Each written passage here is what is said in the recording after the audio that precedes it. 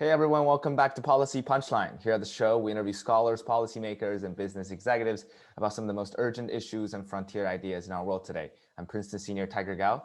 Today, we have another amazing economist joining us to give another quick overview of what happened during the COVID-19 pandemic, especially from a small business perspective, using big data and private sector insights to arrive at results on what happened on the onset and during the COVID-19 pandemic.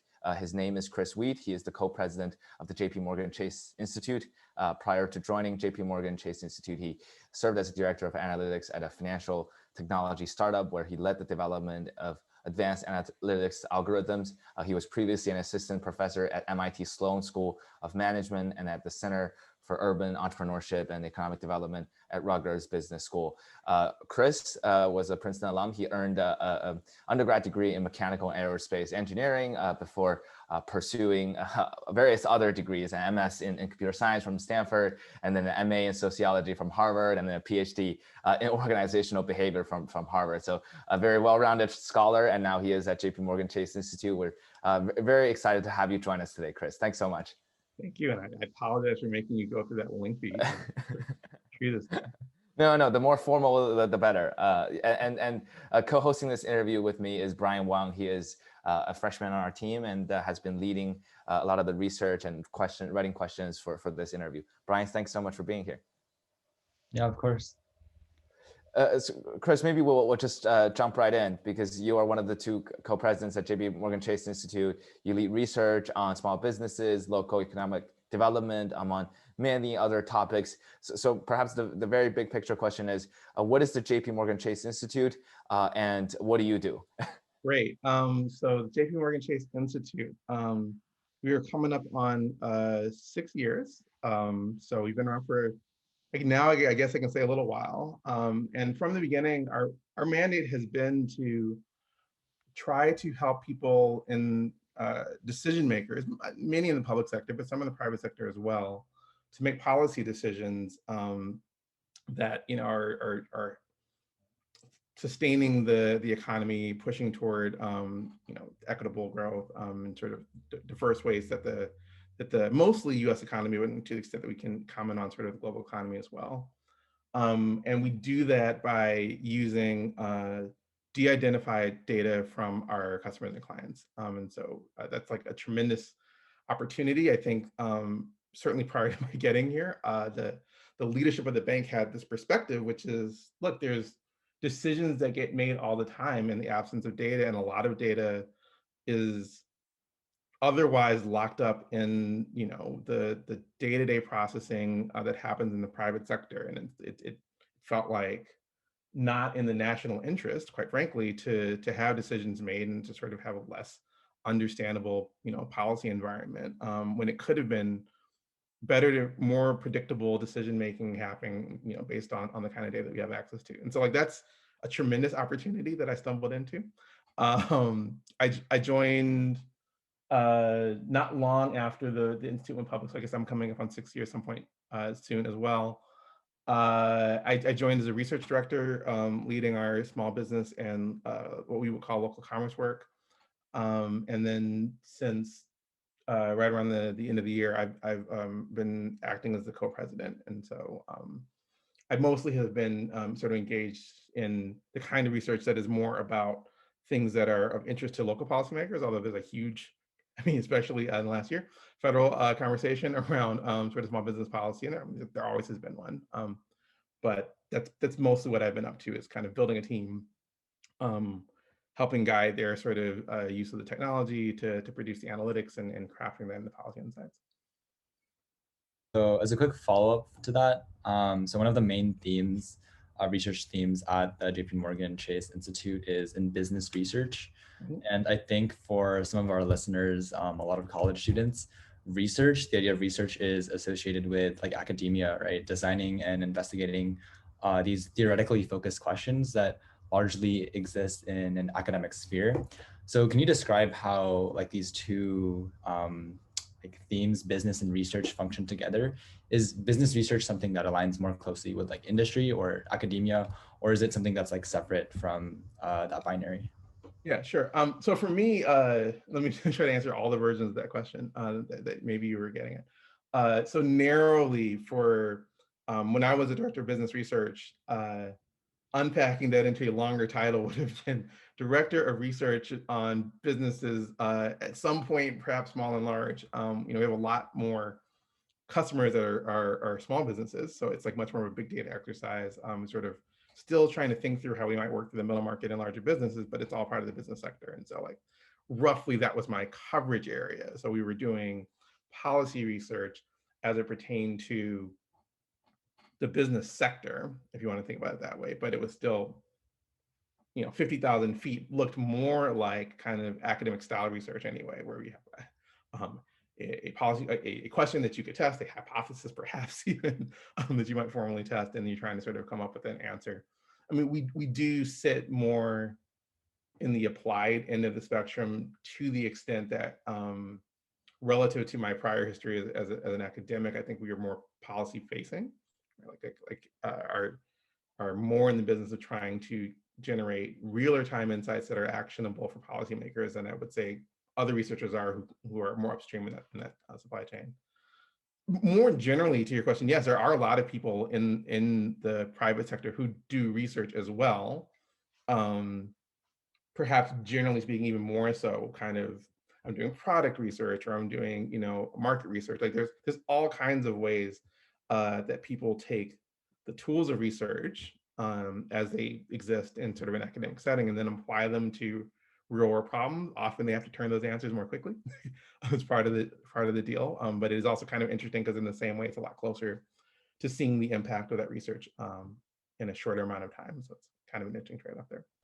So Chris, you're probably in the sweet spot between the academics who have to publish papers in econ journals, but also not like the JPMorgan securities people who write about day-to-day market insights. So my best friends in both of those categories. And, I mean, it's I wouldn't say. I mean, it's a choice, right? Like, there's something really, I've heard both directional pushes from both sets of people, right? Like, my friends who are in academia, sometimes they're like, man, I really wish like I could sort of see what happens with this, or I could sort of turn this more quickly. And then my friends who do sort of like research that's right up against the product line are like, I would love to have as much time as you have to sort of like actually answer this question, but we got to get this turned and move on to the next thing. So I think, it's trade-offs. So I don't know that there's all of this is on the spectrum are good.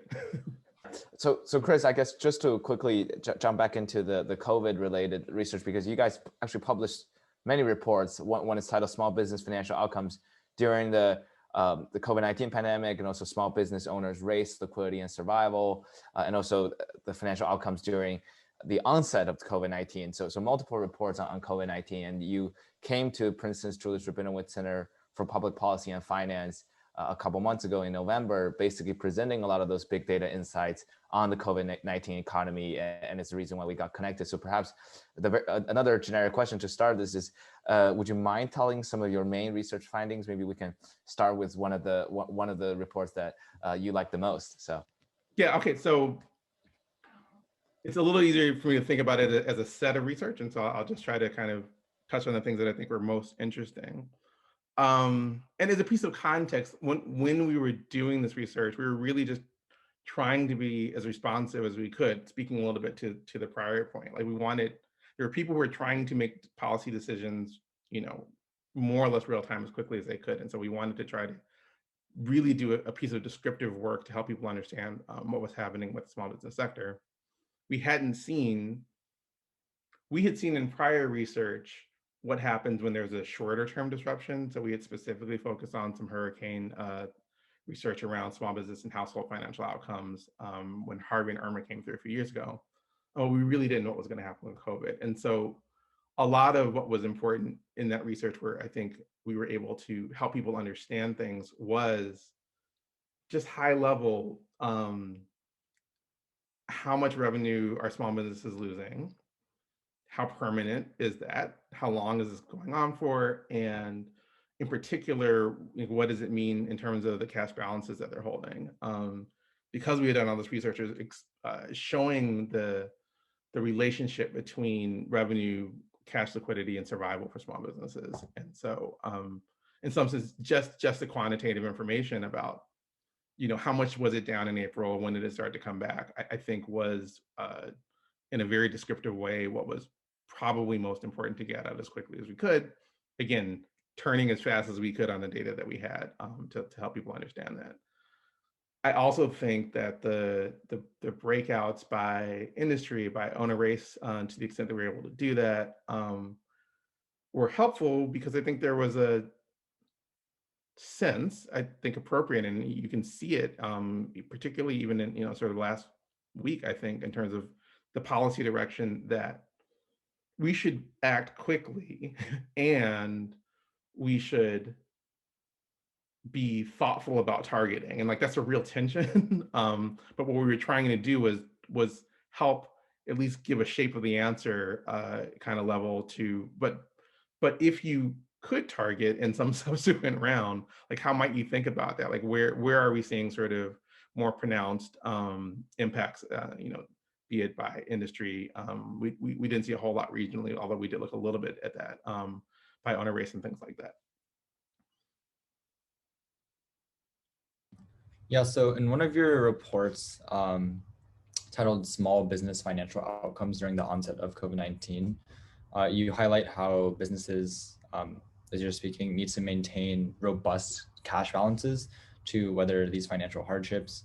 So you also point out that cutting expenses, or the idea of businesses like pulling themselves up from the bootstraps, leads to perhaps deficiencies in the supply chain.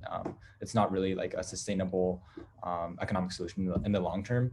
So for the policymaker, then like what balance sheet metrics should be prioritized in fiscal stimulus? Like, should it be cash balances and cash revenues?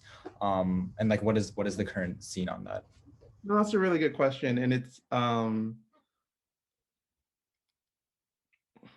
well, let me tell you how I'd think about it, since I'm not going to be able to precisely answer your question.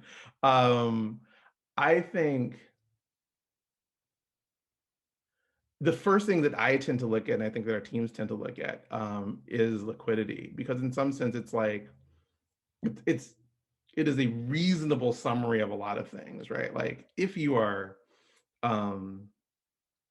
if you have a fixed expense level, then sort of seeing a real big hit to revenue, which is broadly what we're seeing here, right? Like people aren't buying things because for a variety of reasons, but some because they're home, some because they have different patterns of doing things, right? Like there's a lot of reasons sort of there's demand drops. Like to the extent that you can't cut your expenses back, well then like that tells you something about the harm. But one of the distinctive things we can see as the bank, as opposed to other sources of data, is like, okay, but what did that actually mean? Like, how did you respond to that? And balances give you a sense of kind of the net impact of, well, demand drop, but maybe like my position in servicing the demand responded to that too, right? Like if I was a restaurant, I didn't have to spend as much on inputs, and maybe I cut back on labor too. So from the point of view of the health of the business, it might be the case, particularly for the short run, that a cash position is a reasonable kind of high frequency measure, right? Like if my revenue dropped by half, but my expenses also dropped by a half, and this is the kind of pattern that we had seen in prior research. It's like the impact might not be as stark as you thought it was. So that's why I think we've drawn a lot of attention to cash balances, because it gives you a little bit of perspective that is new. I mean, not so much that it's new in the world, but it hasn't been easy from particularly public sector data sources to get a lens on that. Now, that being said, for a longer term disruption, you also might worry about expenses, because I think they start to give you a picture for a couple of reasons. One, because your expenses are somebody else's revenue, right? So you're just trying to get a sense of like, well, what's happening in the whole economy, be it firms or not. Like one of your expenses might be payroll.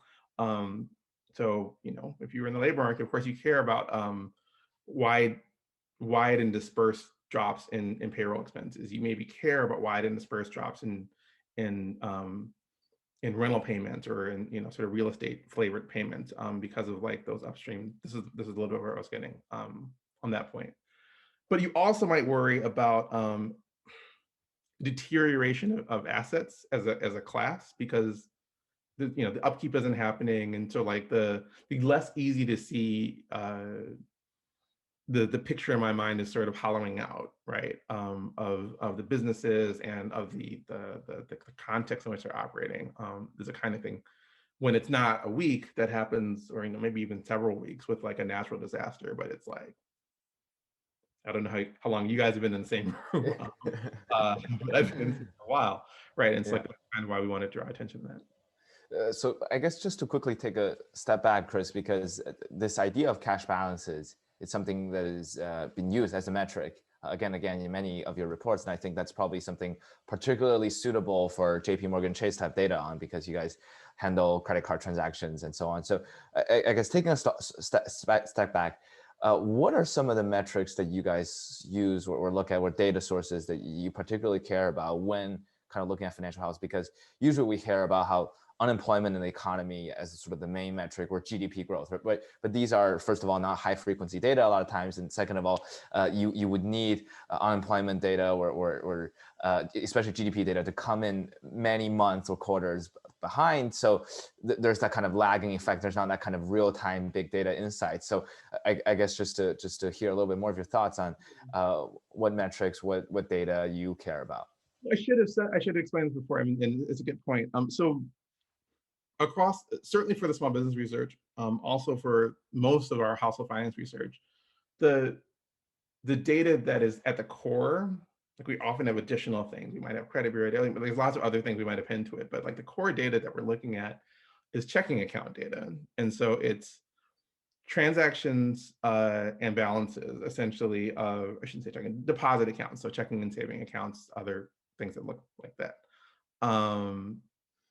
And like that's a little bit unique in that it does give you a more rounded picture than just, for instance, credit card data, which we also do things with, right? But like, or card data, it's a debit card data we have as well, which gives you a really interesting sort of spinning view. And yes, you can, particularly when you have the universe, you can take those kinds of things and convert them. I mean, we don't have the universe, but like if you could use data that look like that to get to a view of something that looks sort of GDP-like, right? It turns out that with those kind of data, even de-identified, you might be able to identify people who are getting unemployment and how much unemployment they're getting, because like you see, if you get it as direct deposit, and not everybody does, but like you'll see that. So there's lots of ways we can connect those data to economic constructs that show up across household and small business finance literature. But for us, I think what's distinctive is the fact that we can see the cash flows in a super high frequency way. We know something about what kinds of flows those are. And we can see the cash positions. Because I think, it is a more emergent area research. There appears to be relationships between, particularly at a micro level, right? The well-being of a small business, the volatility of its cash flows, let's say, and the liquidity that it holds to manage whatever uncertainty it might see in its cash flows. And so in some sense, we're kind of looking at a new set of constructs that qualitatively map to that universe, but like particularly in the small business sector, it's not totally clear how, like what the comparable data are. And like, that's what I think makes them so interesting and exciting. It's like, people will say things like, you should manage your cash flows better. I'm like, well, how would you ever measure that? And it's like, well, what would that mean? Or like, this policy is intended to sort of like increase liquidity so that people can survive shocks better. It's like, yes, but like, how would you otherwise observe the shock and understand in particular the short run dynamics that are sort of producing the macro outcome? So it is a super different kind of data than sort of data that I had sort of had access to in the past. But it is really interesting in its ability to shine light, or a slightly different light, at least on similar questions.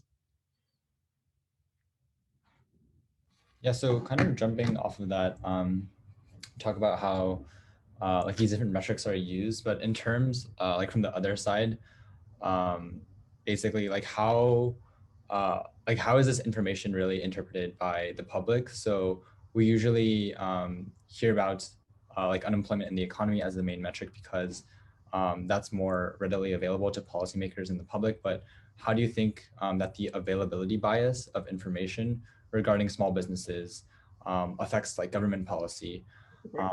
And like, is there like an asymmetry of information going on here between like policymakers and their constituents? I mean, I don't know if the following, or that's a great question, and it's something that I think about to sort of like level set there.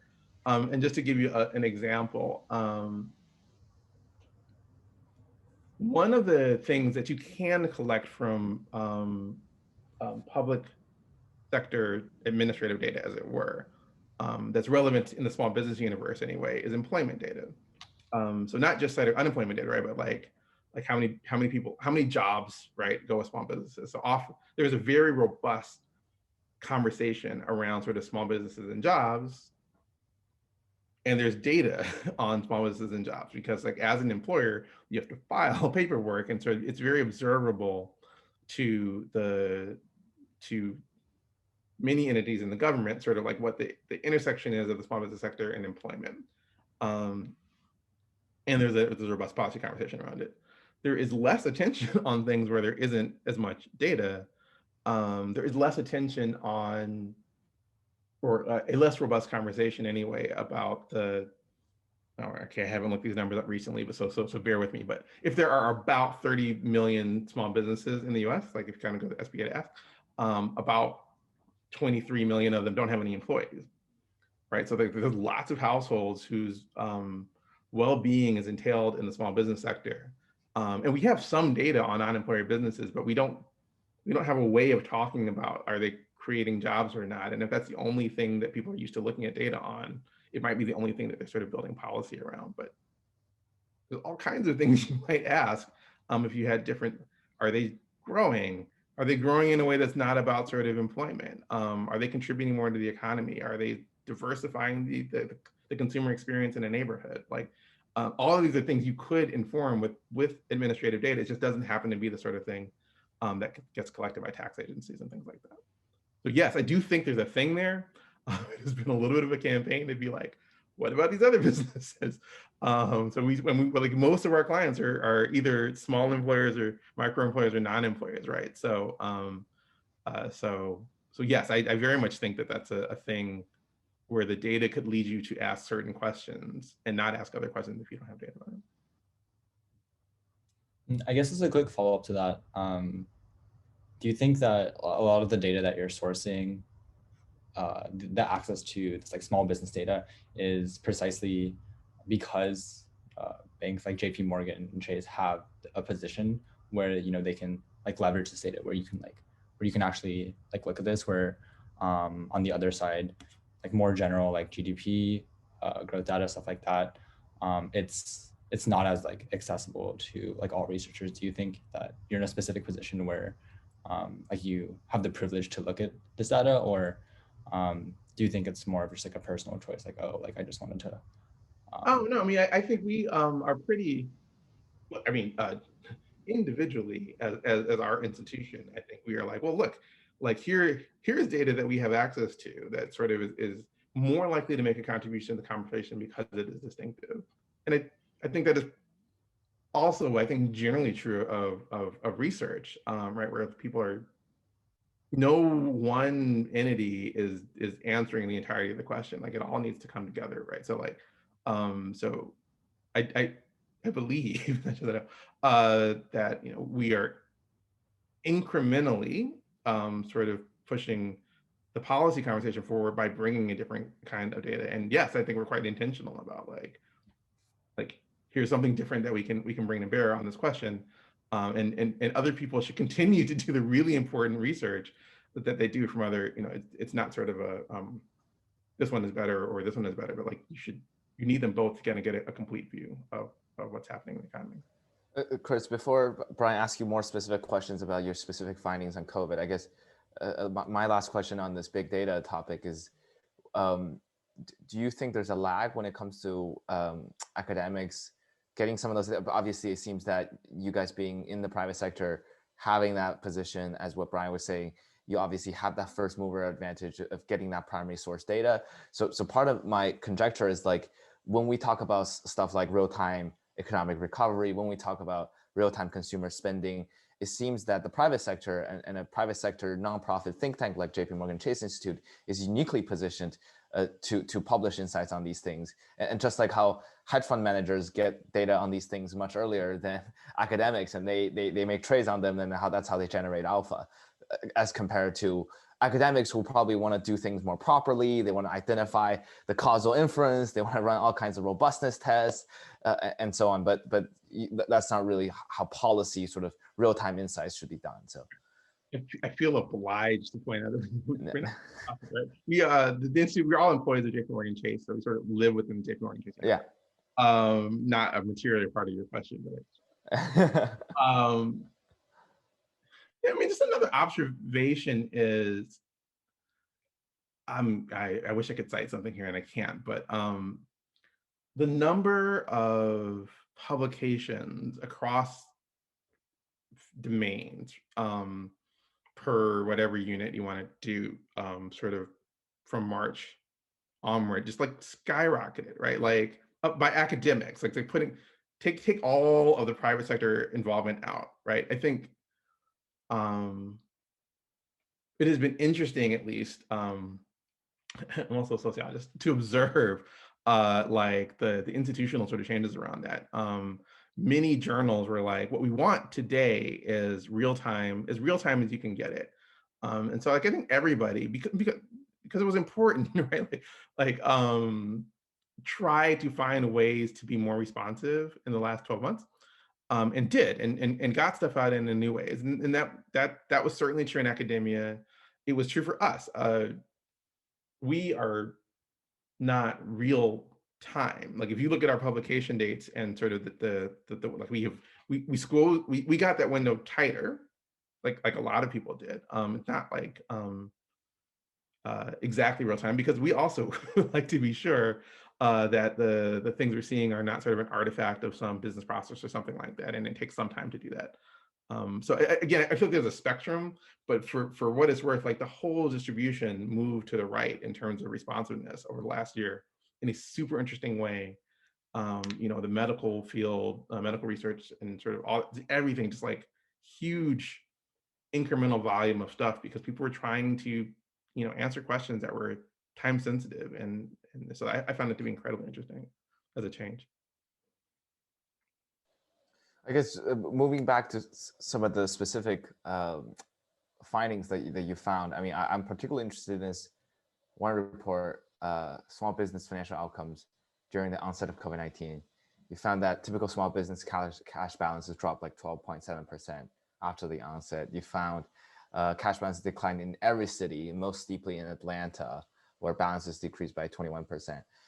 You found that the revenues declined across industries with a wide variety in the severities. Restaurants and personal services were particularly hard hit, especially the services industries, but nobody did really well. And also lastly, you outlined the racial inequities, which is cash balances of Black-owned firms decreased by 26%, Asian-owned firm declined by 60% in revenue. So basically, minorities were hard hit. So I guess I'd love to hear a little bit more of your thoughts on some of those matters, the kind of follow-up work you guys did, and also how you arrive at those research. Yeah.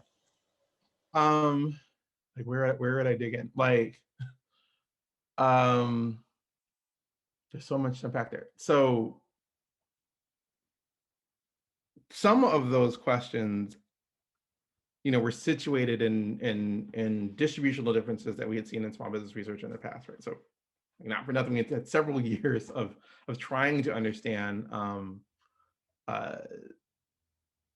more robust and less robust segments of the small business sector, sort of by industry, like I said, by city somewhat, and certainly by the race of the owner, and it had seen really material differences, right? And some of what we saw seemed to be sitting within that same structure and kind of reinforcing it. So it wasn't like entirely surprising to see that outcomes for Black-owned businesses were less robust, because we had seen in prior research that they tended to carry less cash, they tended to have less revenues to begin with, sort of suggesting that they would be possibly more exposed to sort of negative shocks. The results for Asian business owners were actually kind of interesting because I should take a little step back. The way that we see owner race, generally speaking, your bank doesn't know your race. But we went through a pretty careful process to use voter registration data from 3 states where states have to collect race information, or they have to put it on the voter registration information, and so people can fill it out. So you have self-reported information, but it's only in part of the country, and then we only have it in the places where Chase has a meaningful customer population. And so for that reason, because the states were Florida, Georgia, and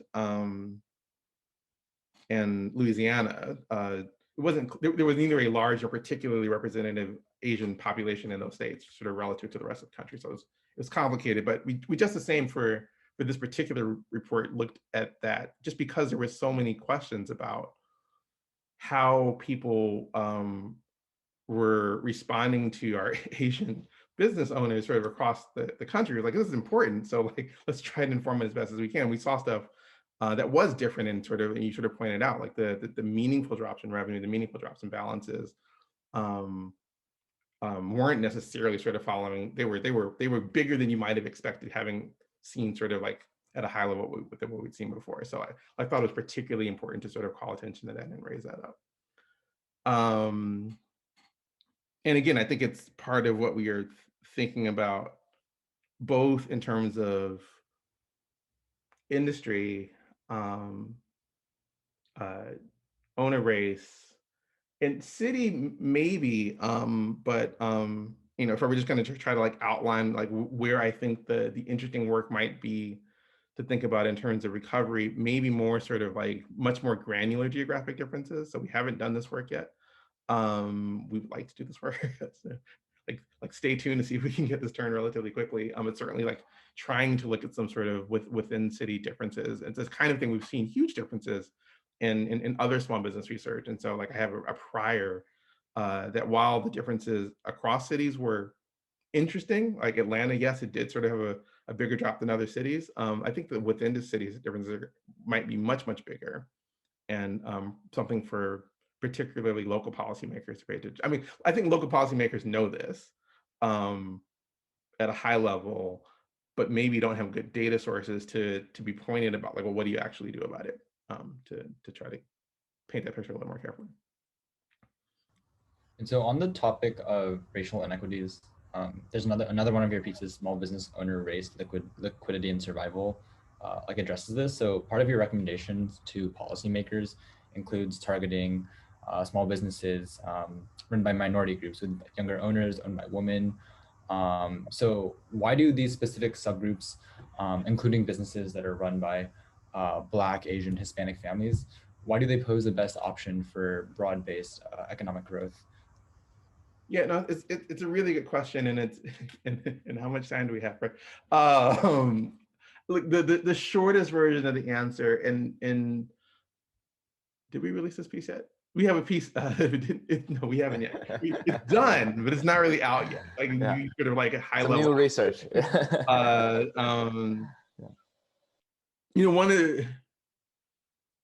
One of the great things about the data as we have it is particularly relative to other, well, probably in both directions, is we can see, the finances of the owner of a business as well. Even if you couldn't see that, you could sort of stack the research that we've done about small businesses and about households and just put them together. And so like I'll try to tell the story that way, which is the gaps that we see in small business outcomes certainly seem to align to the gaps that we see in just sort of basic household outcomes. And so all of the forces that come into play there, this is where I'm trying to summarize a thing that doesn't lend itself to summarization, but a long history of policies that were at least disparate outcomes, right? And sometimes disparate intent. And sometimes explicitly discriminatory, right? So you have the whole bucket of those, and they can be slow-moving things, especially when it's like asset accumulation. And so that is my incredibly short and unfair summary of, sort of how is it that we have gotten to in 2021 a position where there are like these meaningful disparities in income and in wealth, sort of condition on income, and all kinds of other things, right? That are the context in which small businesses live.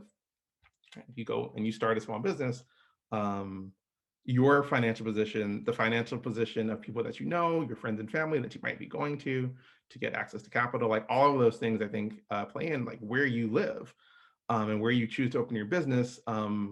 Also is running some of these same rails, and so you may be in a different customer universe. The whole the whole field, right? Like it applies to small businesses as well, and sometimes it doesn't get talked about as much, but lots of people do. But that would be my, again, it feels like a super high level waving answer, but I'm happy to dig in anywhere if it's helpful to do so. Yeah, I guess it would be great to talk a little bit more about that. What type of fiscal policy do you think, or legislative policy, can kind of like weave in or try to fix those like systemic structural issues within like banking that have lended itself towards like discriminatory practices in the past? Is there like, do you think about those types of like questions? Like if so, yeah, like what fiscal policy do you think? Yeah, no, I do, and we do collectively. Speaking, I should say on behalf of the Institute and other policy functions within the bank, we have a closely aligned organization that does like policy advocacy in this domain, more or less independent from sort of or distinct anyway from the sort of the broad policy objectives of the bank. The most high level answer, well, maybe I'll approach it in a narrative form. I had alluded before to some research that we had done. So this isn't fiscal policy, which is a question that I think we want to take a look at, because there's some actually really interesting like macro cycle questions you might ask about and I think the Fed has recently really started lifting up some of these questions about sort of how is macro fiscal policy affecting distributional outcomes, and I suspect you guys have been tracking that by the nodding that I see. So yes, like those kinds of things at the macro fiscal level I think we should look into and understand more, and we'll try to sort of inform that as best as we can. At the totally other end of the spectrum in terms of like super micro stuff, we did a piece that tried to correlate, and it was a descriptive correlation stuff. So we are teeing up at some point more carefully designed assessments, but neighborhood conditions to small business outcomes.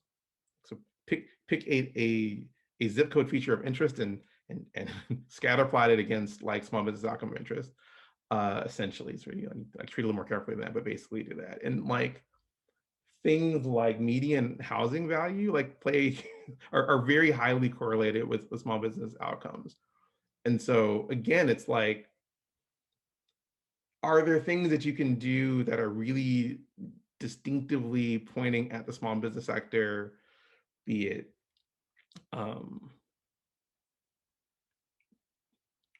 loan policy subsidization, essentially federal or local, right? Like there's been a lot of that kind of activity, in the COVID area, right? Like we're sort of like, well, we're gonna use loan-like channels to get funding to small businesses, and that happens federal and happens state. But also like the entire domain of policy levers that are impacting household finances are affecting the shape of outcomes in the small business sector as well. So it's housing policy, it's zoning policy, that like there's all kinds of things that are at least trickling through and affecting the shape of the outcomes for small businesses as well. Chris, why don't we just jump right in, because you brought up so much to unpack there, especially when you talked about the macro financial trends and macro fiscal policy there. So indeed, as you said, there's a very heated debate going on right now about the $1.9 trillion fiscal stimulus package. I mean, there were several rounds of fiscal stimulus package and relief packages being passed in the past few months, and the debate has always been, the Democrats saying, let's not wait too long, like let's not do too little, too late, and let's just go for it. And then Republican side, slightly more conservative side, is always saying, like their critique, especially given this round of stimulus, they're always saying it's not targeted enough. You guys are not looking into the distributional effect. You guys are thinking you want to cover everything. You want to pass your whole agenda. You don't want to, you're not targeting the actual small businesses or the people. So there's so much like detailed things that we can't go into per se, but do you have any stance on this matter particularly, or I mean, we don't have to go into to make you comment on the $1.9 trillion package per se, but I guess just in general, the kind of fiscal actions that we've seen in the past few months in response to COVID. What do you think? You're right. I'll put my comments here. Right. Look, I mean, I can certainly say a few things that I think are true, although maybe like you can tell me how informative they are. A thing that our research had suggested prior to the pandemic was that, at least with respect to the small business sector, although I mean, I think you could point at similar things for households. I think the Fed study that talked about sort of like how difficult, at least in a survey lens, for people to come up with, $400 or $500, or like that certainly small businesses are working on a very, very short cash buffers, and maybe true for households as well. And so like our estimates were, with no more revenue, no more inflows, but like the same level of outflow commitments, like you still have to make the same payments. Typical small business, 2-3 weeks, depending on how you cut it, right? A couple of weeks. And I say that as context for, in some sense, that if you turn the revenues off, a lot of small business owners are going to turn the expenses off, but just the same, some sense that like, when you don't know what things are going to look like, you might act quickly and sort of like that would be a reasonable read, I think, of kind of what we saw in our research, that there would be some, particularly the higher the level of uncertainty is about the extent of the go forward thing. Has that uncertainty probably come down some since March of 2020? Like probably, but so you can draw the through line there. But the point about targeting, I think, is equally important, and they're often in tension. I mean, this is what this certainly felt like to me watching the policy process in mid 2020, where it's like you could spend another month, trying to sort of solve the targeting problem, or you could sort of do money sooner, and like which way do you want to be wrong? And I would just say that I'm empathetic to that tension, as people feel it, when they're really trying to design the policy and deliver the policy at the same time. That it matters how long you spend on it. So, but also budgets and stuff. I mean, I know it's like the federal government, so it's a little bit different, but yeah. And so on that note of fiscal policy, given that small businesses generate a large portion, 44% of U.S. economic activity, and your reports were focusing on how they require the most economic assistance during COVID. So like what type of fiscal policy best meets then the needs of small businesses as opposed to large corporations and big banks? I feel like over the past year, we've seen a lot of stuff in the media about how a lot of like stimulus packages and fiscal policy hasn't really felt like it's been hitting the small businesses, or sometimes it's been feeling a little bit misguided. So is that kind of like a structural issue with just the nature of fiscal policy, or is there just something that's missing in how that's being implemented? It's been a real, I would say, conundrum. And this is a little bit, I would say, sort of pros and cons of complications of dealing with different kinds of data. So that I don't really privilege one sort of another. So that I'm not even pointing at our own data. If the Census Bureau did a survey, I think it's called Small Business Pulse Survey, and apologies to my friends at the Census if I got the name wrong, but it was a great survey. We use it a lot because we're really trying to benchmark like what we saw in our data vis-a-vis what they were seeing and sort of like what the received narrative was. And so they asked a question which was quite similar to a question we asked, which is like, how much cash do you think you have? And they bucketed, and I can't remember exactly what the buckets were, but they were something like a couple of weeks, a month, 2 to 3 months, like those granularity of buckets. If you go and look at those data through, I think October was the last time or so, it looked like most small businesses had more cash on hand than they had had before. And when you look at our data, it looked like that too, but you don't know because we're like, but like I know that like we have a fairly representative sample, but it's always hard to know like what exactly you don't see, right? Like we try to benchmark as best we can. So I guess Brian, like I'm thinking about the premise of the question a little bit, where I'm like, it continues to be a empirical question worth answering. Like what actually is what is actually happening sort of at any given point, particularly at the decision point of this conversation about sort of like, well, like it is enough getting to different segments of the economy, because every time you see an aggregate answer, there's a totally right-minded inclination to dig in and be like, well, if it's fine here, is it fine sort of like in some subgroup there? But I feel like I'm being a little bit oblique, but it's lots of metrics would suggest that the policy intervention has reached lots of small businesses and it has reached lots of families. And so, and then when you ask people, so that's like one source of data, but then when you kind of ask people, like you get a different answer, and like we need to reconcile those things, because I think as long as we're getting both stories, it's super hard to figure out what to do when you can't like cleanly reconcile them.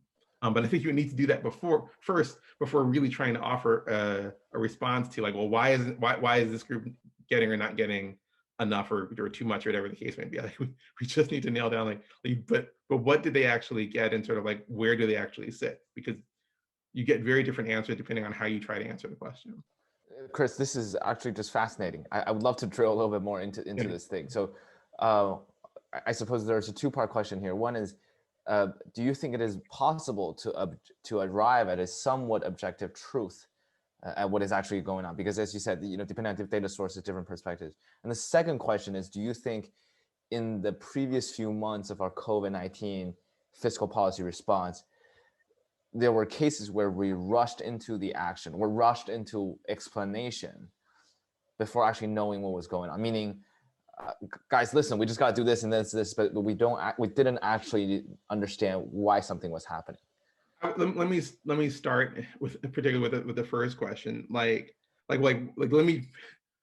If you had like if somehow there was like an electronic record of everybody's financial position, banked or unbanked, just to be really clear about sort of like the structure of like why you might want to be careful about the way you interpret anything, right? Like the segment of the population that is most difficult to observe is also the segment of the population where you might be most likely to observe the harm.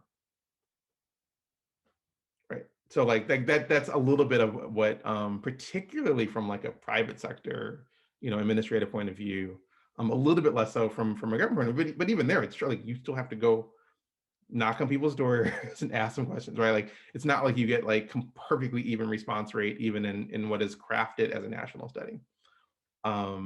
So because of that, like it sort of like makes me very slow to second guess anybody's policy decisions, because like you'd have to imagine that there was a way to get the fully comprehensive answer. So we do the best we can, and we try to like explain caveat, sort of say what we think we know that we're more certain about, and be clear where we're less certain. But like there's real uncertainty. Like you have to make decisions that without that perfect information, and then it becomes very easy to second guess the decisions that somebody else made when you didn't have to make it. So that's why I tend not to second guess them. So I guess would that also be your response to the second part of the question, meaning did you feel like are we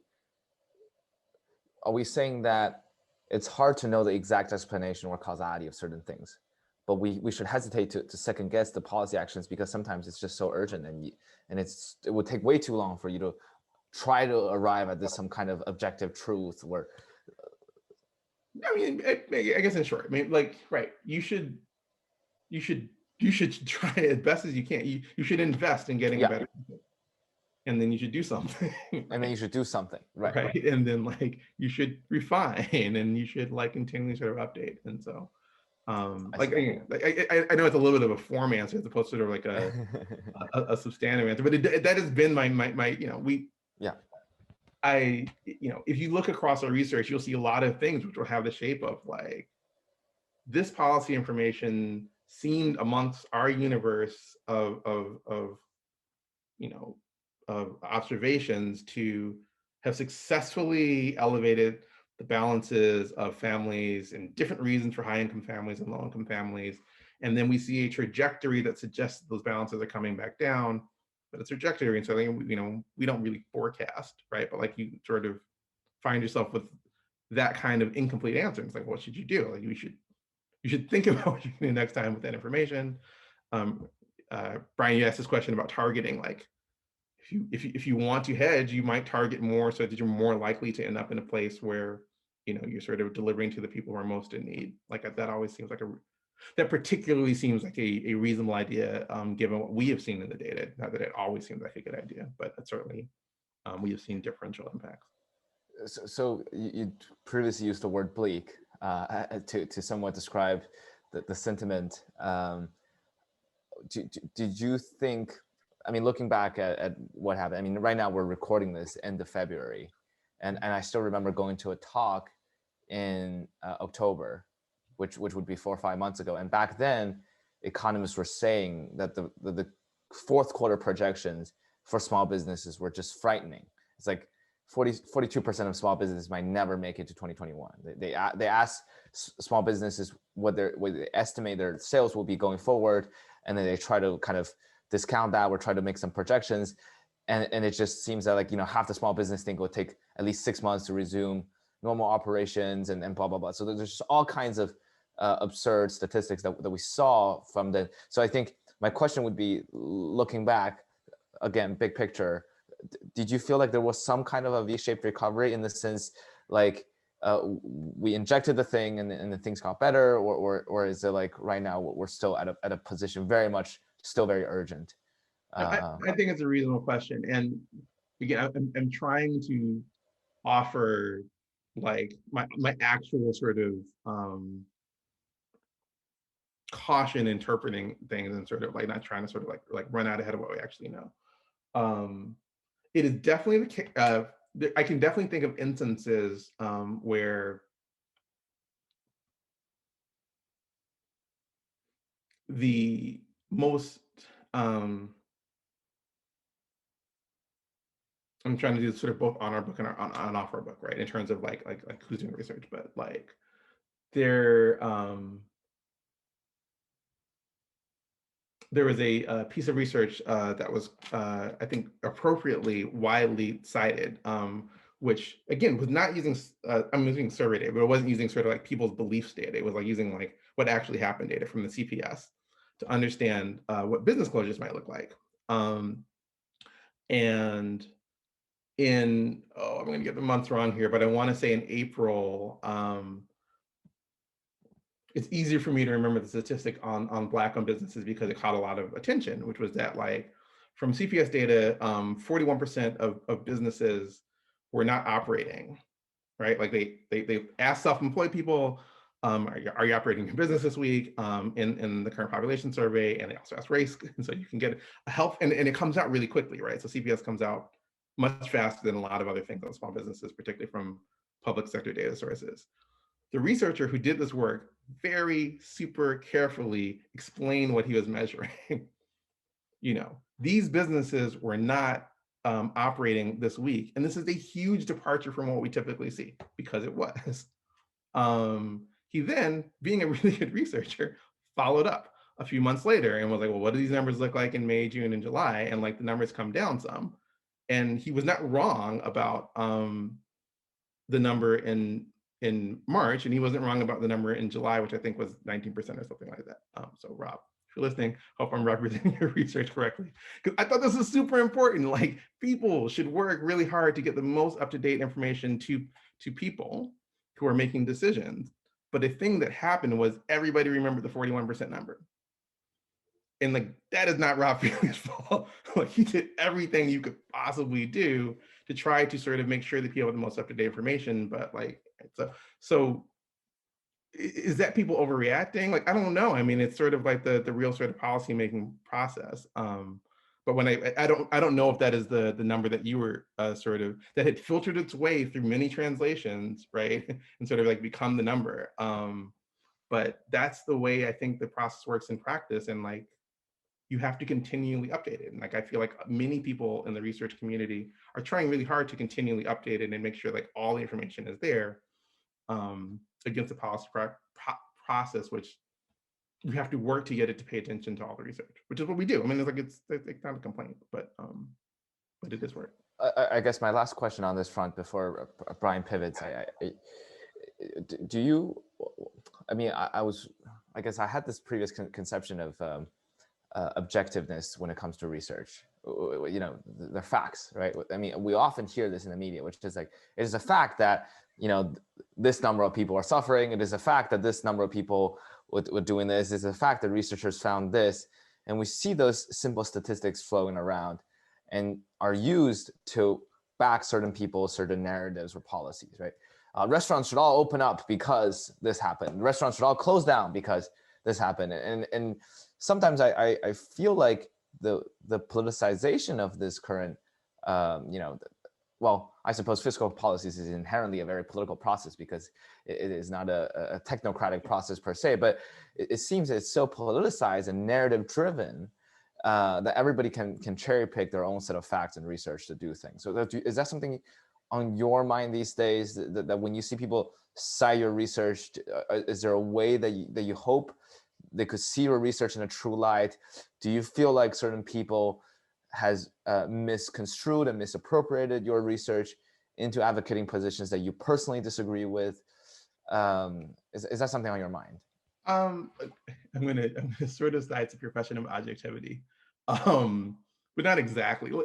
Everybody is estimating things, right? Like we, like particularly in the research community, like it's what we say we're doing. Here's my estimate, and you know, and so you try to estimate them well, and you try to, you know, you try to within the scope of the particular research question you're asking, you try to get the error bounds on your estimate to be small, and then collectively, right? Like you try to have more than one person try to answer the same question, you know, in slightly different ways and things like that. And I think if you get a lot of people finding something that looks similar, you know, like slightly different methods, if you want to call that a fact, I think that is a totally constructive thing to do, right? Like I don't want to get caught up in the semantics of postmodernism, which I'm more than happy to talk about if you really want to do that, right? Yes. Are there facts or not? I'm like, I don't know. I wasn't the one bringing it up, Chris. But what I know is that people need to do things. And I don't like keep them from doing, you know, like people, there are lots of people who genuinely are trying to make the world a better place, or generally trying to help people. I don't know how helpful it is to get too caught up in sort of a conversation about, you know, epistemology and things like that. So that's a little bit of the texture of my answer to your first question. Like maybe there are facts, maybe not, but it's like really useful to have light shined on places where we tend to think that this is a reasonable and consistent answer, and then you should then act on it. And so I think that's what we're trying to do. I think it is super important, you know, just sort of to throw out what I think the question was about, sort of like, you know, changes in the overall political zeitgeist or some such. It seems to me that it would be really hard to get to places where people were coming to similar points of views about things, or to know when you could shine that light, if people didn't take for granted that you could get there and that facts were, you know, that it might be likely that in many cases you could have this convergence around a thing, versus like, I'm just going to say whatever I want to say and you're going to say whatever you're going to say, and like I'm not even holding myself or you accountable to some notion of trying to find convergence, because, you know, I'm just producing ideas that are coming from my like political priors, right? Like that's not constructive. like in the most basic sense of the word constructive, like actually getting to constructing things you could do stuff with. So I do worry about that. I've been worried about that for probably many years. Yeah. I guess is what I'm trying to say. The sociologist of you is coming out right now, It's what I am. Yeah. Economic sociologist, I guess. Yeah. But yeah, no, I mean, but I don't want anybody to take from that like facts aren't important. Like facts are super important. Policy that is driven by a good, informed, open to newness approach to figuring out the right thing to do to get from A to B, like that would be better. And lots of people work really hard to do that. And so kind of like helping those people to get their ideas done, I think is a super important thing to do. Yeah, I guess pivoting off of that, more generally, just thinking about your role at a think tank, your role between research, business, legislation, policy, all of this. So a report from the Organization for Economic Cooperation and Development put out a quote about the role of think tanks in today's society a few years back, and it reads, "The most gratifying moments in the think tank world have come when ambitious, politically out of the question ideas got noticed by public officials and legislators, and eventually were adopted as policy." So for you, does this sentiment ring true? And if it does, or if it doesn't, could you tell us about a time when maybe you felt this? No, that's a good question. I think that's probably right? Like, as an industry, if you want to think about it that way, right? Like a thing that the think tank industry could do that would be constructive would be to, come up with lots of new ideas, some of which might be super helpful and the rest of which may or may not be, right? Like that would be like fine, right? Like, produce some variety of ideas. And right. And then like, if your idea happens to meet the moment, that is gratifying, right?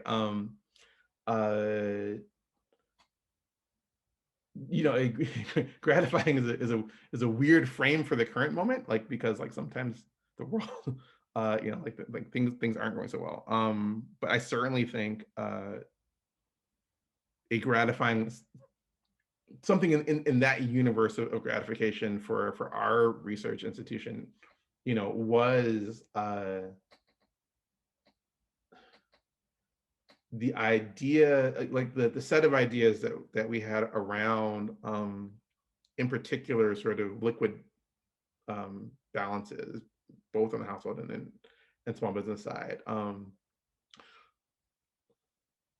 helped, I think, or at least seemed relevant to, at least based on the inbound that we got from policymakers, from journalists, et cetera, to frame like what the course might be, particularly at the beginning of the pandemic, right? Like, how much time do we actually have to sort out this one business? Like, I don't know. Is it really 2 weeks? Like, I'm not totally sure, but like, you might think about this quickly.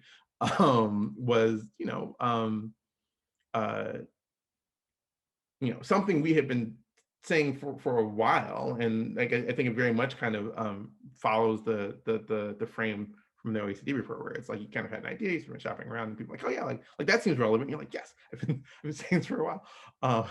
It's terrible time to be bringing this up, but so that was a kind of gratifying like that, and I think we've had a couple of such moments sort of across the entirety of the institute. That might be the one that I think is the most recent and close to the work that I've been sitting on.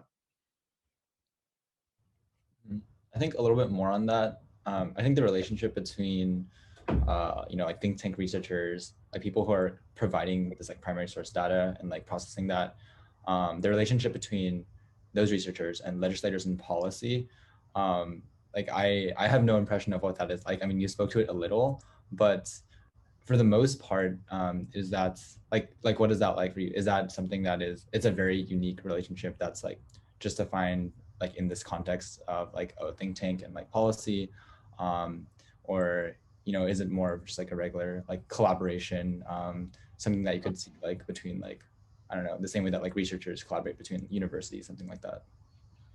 Oh no, that is a good question, and it takes just so many different shapes that I have this is the only think tank that I have worked at, so like it's a little bit hard for me to speak to the field, um, but what would I say? So I mean, it can take so many forms, right? Like, but let me try to at least paint the spectrum. From here's something that we think is important, and I'm just going to shop it around and see if anybody buys it, right? Not anybody buys it, but like I'm going to go brief people who seem like they're making policy decisions in this field so that they're aware of research is kind of like one end of that spectrum, I suppose. The other end might be like somebody tees up a question and we're like, that is a good question, and we think that we have an ability to speak to it. So like, let's go try to answer that question and see if we can produce something that is sort of responsive to a specific question that we heard from somebody. I would say more, so both of those things happen, and there's a lot in the middle where it's like, I'm working on a project or our team is working on a project, and sort of while you're working on it, you're like, so this is what I'm seeing. Other person in a think tank, in a different think tank, or advocacy group, or sometimes Hill staffer, or local economic development, works for a city or a state or something like that. Like we try to have all those engagements because it is helpful to like probably the first thing is the least helpful because you're least likely to land in something that's useful to somebody, right? So like we do work to try to understand what the overlap is between policy questions that are actionable and that people are interested in getting answers to, and sort of like where our data and kind of frameworks fit. So it's not like exactly collaborative in the way that like every day we sort of sit, like if you're working with another academic researcher and you sort of like, get on Skype, I guess, these days, or not Skype, but Zoom, like every week or every day. But like the back and forth, I do think is a part of the process, at least the way that I've experienced it here, and I suspect that is quite common. It's pretty interesting. Yeah. And if you wouldn't mind, I think that there's like a lot to be said, or at least something to be said about the path that you took into business research. So, I mean, we mentioned this at the beginning, but it seems like there were perhaps like two pivot points in like your education and your interests, like first from engineering and like technology to sociology, and then maybe second from sociology to business, like where you are today at JPMorgan Chase Institute. So could you explain the rationale behind kind of like concentrating in these like seemingly like disparate fields, or if there was anything interesting there? At the time, it did not seem as much of a pivot as it probably does in retrospect. So narrowly, right? Like when I was, by the time you guys are Prince Institutes, by the time I was finishing the engineering equivalent of a senior thesis, I was doing robotics. And so I was already like a little bit in the AI space. The AI space actually overlaps a little bit with the social sciences space, particularly at the psychology end. Like some people in AI think that they are modeling the behavior of people.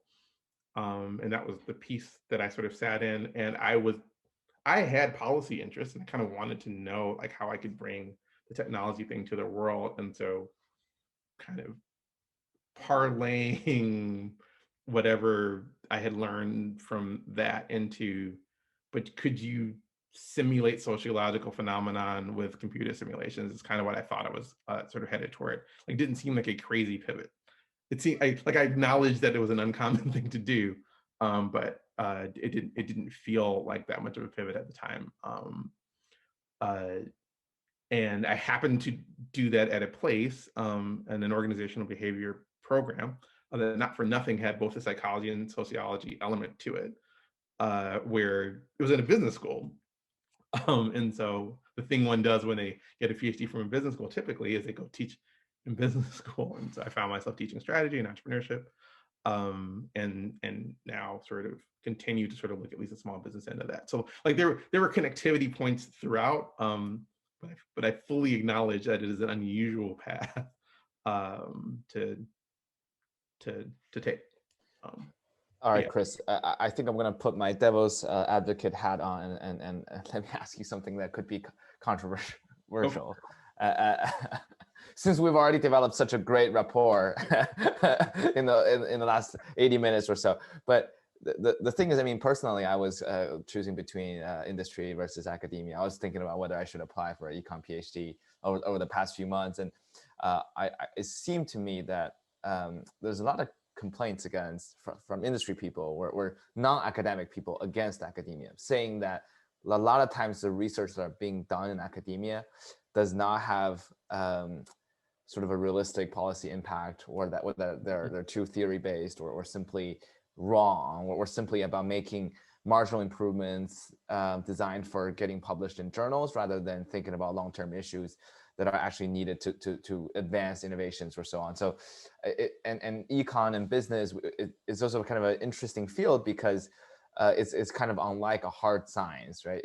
Like hard science, if you found a new physics theory or solved a math problem, you're objectively, the guy. But whereas in econ, it's sort of less hard to tell whether does your research actually have a real world impact? Is it correct? Is it not? So I was just wondering, I mean, having seen all those sides, I mean, also we're not trying to get you to denounce academia or whatever research, but do you feel there's a tendency for academics to be incentivized to do more theory related or pushing the frontier a little bit, or do you think maybe people in the industry research, at a place like JPMorgan Chase Institute are slightly more incentivized to think about questions without feeling constrained that they would have to publish in some journal or whatever, or get tenure, and so on. Yeah, no, I mean, look, yeah, the incentives are different. Like, I don't think that's particularly controversial. Like, are the incentives the right incentives? Maybe is a different way to ask the question. I'm again, because I was a business school professor at one point, I have a slide somewhere, an old slide because I haven't looked at it in a while, that tries to draw like the value chain as I see it, sort of the supply chain. I mean, actually what I mean here, of like ideas into policy, and it's partly because I was like trying to think through like what is the distinctive strategy of the institute sort of vis-a-vis anybody else. But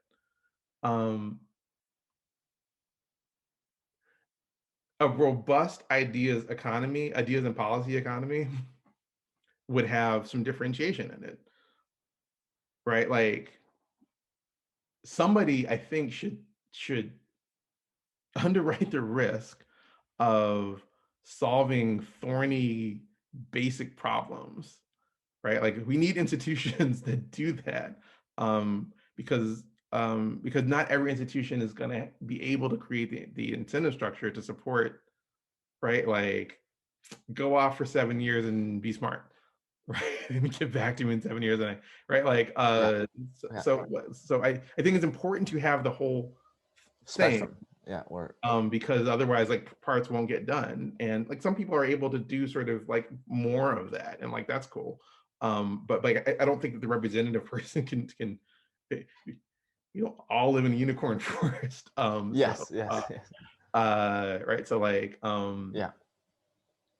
So yeah, so I had alluded to this before when I started talking about the spectrum, right? But like we do things faster, and we are privileged to be sort of to be able to engage in policy conversations with people who are like for reasons that are partly about our choices about sort of time frame, but also partly because we bring with us a large institution, right? Like it's all part of it. But we couldn't do that if nobody was taking on the thorny hard problems, right? And so I think you need it all. I see. The only reason I remember talking to a Wall Street chief economist a few months ago, and he was joking to me. He was saying like, how Raj Chetty and his Opportunity Insights Lab released all those real-time economic data during COVID. It was so wonderful. Everybody was applauding and all that stuff. And he was like, yeah, like a hedge fund in New York, like got that data like 4 months ago, and they already made trades on it. It's like if you are just talking about data, or if you're just talking about policy recommendation, we're making real-time decisions and actually helping people. A lot of times it seems that the private sector are sort of much more equipped to address some of those issues. It's just the incentive structure isn't there for the hedge fund to help people, right? They just want to get the data and make money, whereas academia has that incentive, but they're somewhat maybe slow. They need to do things properly. They struggle sometimes. They also have to think about more long-term questions. Well, I totally agree with you that they serve But I different mean, functions. it's interesting. I remember being on a panel a long time ago and having not this conversation, but an adjacent conversation about just about data providers and like sort of who, like how should we think about the future of data provision? And I think that the tension that was set up was sort of like take like the Census Bureau versus like, for instance, JPMorgan Chase, right? Like as a placeholder here. Yes. And I think I can say without, again, saying anything controversial, like we, a bank, the bank that I work for, but banks in general, are solving a business problem of delivering financial services to their customers, right? And they do better, worse a job at that, but like that's kind of the thing. That also generates some data. If changing a product set would better deliver to customers and would also change the structure of the data, the bank should probably do that. That's terrible for research, right? Like you're never going to get a 150-year data series doing that, right? Like the Census Bureau has been asking the same question for a long time. And like, in some questions, right? Like, so for a very, very long time, I mean, if you need to understand long time horizon thing, like if you want to know something about like economic cycles, it might be hard to get that from, the kind of administrative data that gets produced in the private sector for solving mostly problems that exist in like, a couple of month time frame, maybe a couple of years at most, right? For most of the kind of high frequency producers of data. It's like a hedge fund is not, other than back testing, right? Like, is not generally speaking that interested in like last year's data. And so can live in the universe of sort of like whatever you happen to just generate in the last 3 months. But for some important policy questions, it would be helpful to know like what happened over the last 3 cycles. And so again, so I don't know which chief economist you're talking to, but she or he probably also knew that. And so I'm just fishing for a criticism on everything these days. No, I'm kidding. Yeah, all good. yeah. I'll throw in like one final question before we wrap up here. So yeah, Tiger, put in his perspective as, like a senior graduating off from econ, as a freshman, as an underclassman. I'll bring in a slightly different perspective on the same question. So I feel like a lot of like my peers and like students here are eager about going into careers in like finance, fintech, tech. At the same time, also thinking about questions of like academia and research, right? They want to like find a future where they can have some freedom to explore like intellectual like passions in a meaningful way. So as someone who has helped run a financial technology startup before coming to JPMorgan Chase Institute, and as someone who also has a very like niche position between these two divides of like industry research in the context of like finance and business, could you highlight maybe some of the key differences between these two, or maybe how to navigate between these two? Like sometimes it feels like there's only like this or that, like kind of a binary to choose from. But as someone who is like actually has like navigated a path between, like maybe there's like other options that students can work towards. The last thing you said is like actually probably the most. You said many insightful things in your question, but the last one was maybe the most. Like there are the world is full of these like little niche things, and I think is there equitable access to these niche things? No. Might your classmates be on the long end of that stick? Like yes. So I know I'm saying a lot there, but there are like a bunch of like interesting things in the world, and they are not super. I don't recall them being super observable from when I was sitting in your seat, so to speak, right? Like it was very obvious that like I could be a consultant or I could be an investment banker, which are like actually interesting jobs in their own right that can take you through all kinds of interesting things. But the things that people did downstream of that, or just later, even if they weren't downstream of that, um, like in the before times I worked in the city of DC, I'm now sitting in my increasingly dark room here in Columbia, Maryland. DC is just full of all kinds of different combinations of things, and New York is all full of like these different combinations that are in between and are not the obvious way to put something together, but like are solving a specific problem for that mix. Is it creative explorative? Is it sort of like hard driving, like selling a product? Like there are more choices, and it's not obvious. It's not.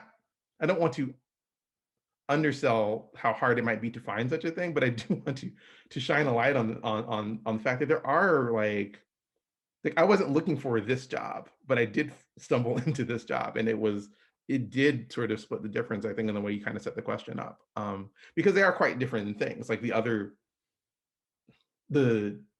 are a lot of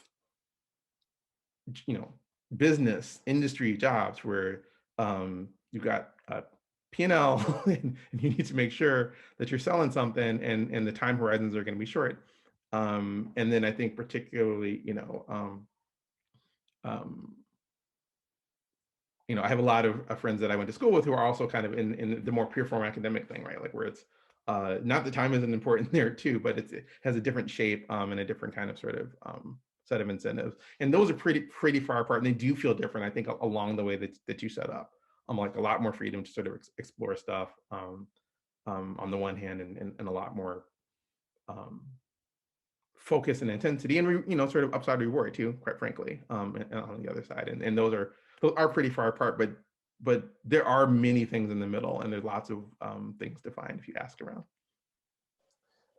Just to gradually wrap up here, Chris, we always ask two questions at the end of our interview. One is, are you optimistic or pessimistic? The other is, what would be your policy punchline? Or just punchline in general. So. Not really quick questions at the end, so kind of a curveball. Yeah, I will say that I think most people who know me reasonably well think that I'm a very optimistic person. But end of answer. Yeah, end of answer. But if I were a pessimistic person, my pessimism drives me to work really hard to try to like make the world a better place. Right? So that's sort of like how it comes together. Policy punchline. Look, I think your prompt, if not question below before about like facts. Yeah.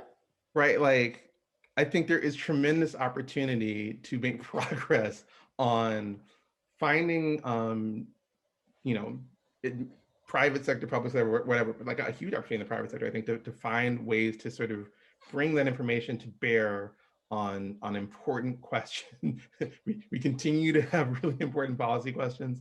Some of those are going to be executed by the public sector. Some of them are going to be executed by the private sector, and choices they make about what products to deliver, to whom to deliver those products, and sort of like what to focus on. And like, there's just a huge opportunity there.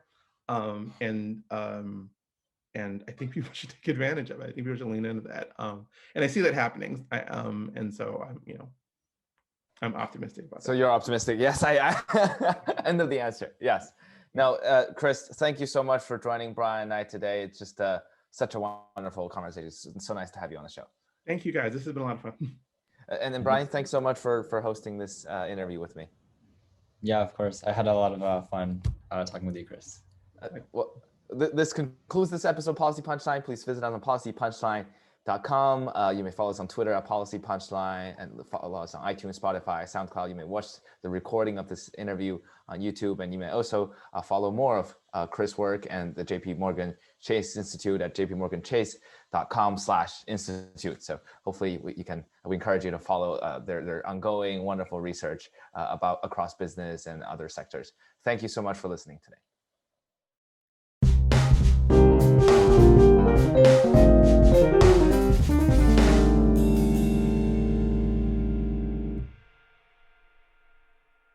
You've been listening to Policy Punchline, a podcast generously supported by the Julius Rabinowitz Center for Public Policy and Finance at Princeton University.